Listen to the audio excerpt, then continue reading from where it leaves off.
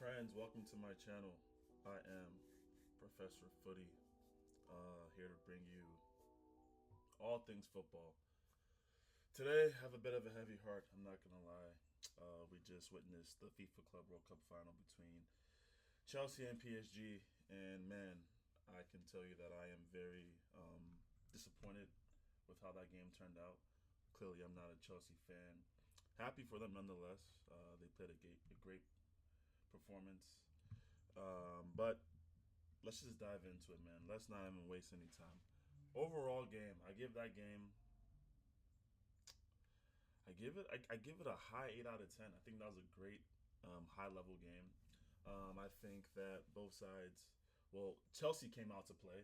I don't know where PSG was, man. Like just looking at the midfield, guys like Vitinha, João Neves, Fabiano Ruiz, guys who were like we can depend on through and through, didn't show up.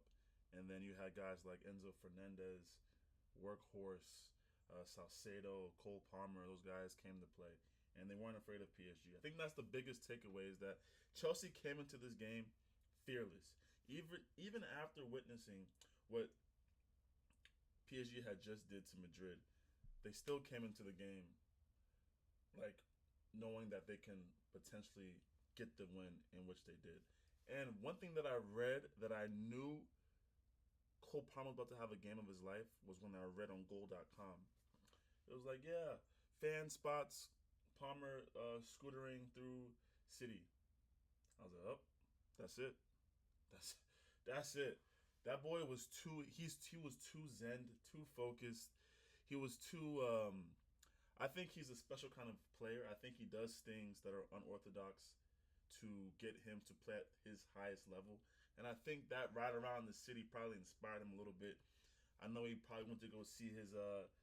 He had a huge poster for him in Times Square, which was just marks his level of stardom, and how far he's come as a player to be able to have a picture of a poster, a banner of you in Times Square is I can't imagine that feeling. So when I read that, I was like, that boy's about to come in and cook, and that's exactly what he did. Two almost identical goals. Left foot is deadly, precise, precision, and he did what he does best. He's a star boy. He's Chelsea's star player, and in those big moments, he came and he produced. Now I'm back to PSG again. Guys like Dembele, Desiree Doué, Carva, and the rest. It just sucks to see their amazing season end on this note. I don't think the scoreline actually justified the game. I think they didn't play a bad game. Sanchez had an amazing game and goal, saved a bunch of potential, goal scoring opportunities.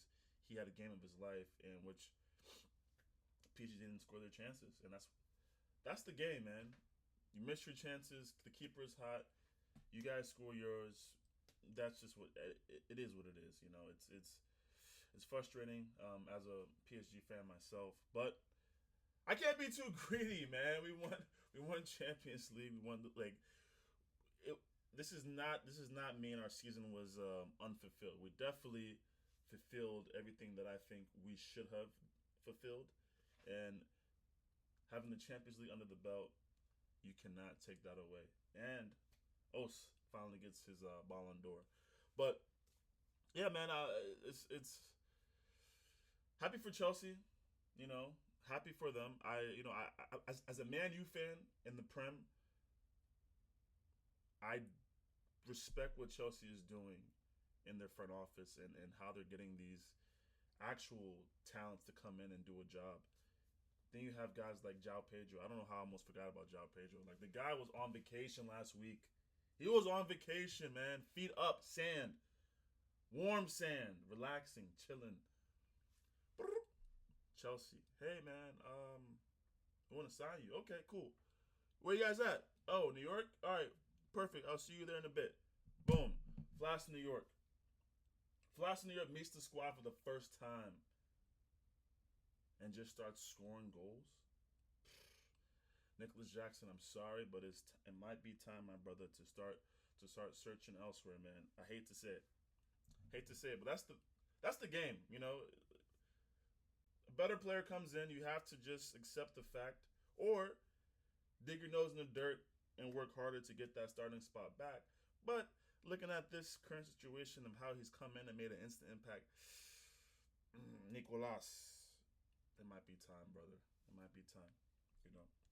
But and also Ian Dunlap, I think, is another great striker. He almost scored a golazo in the final two coming in. So the depth is it's crazy. It's crazy. But great game. Shout out to both teams for making it that far.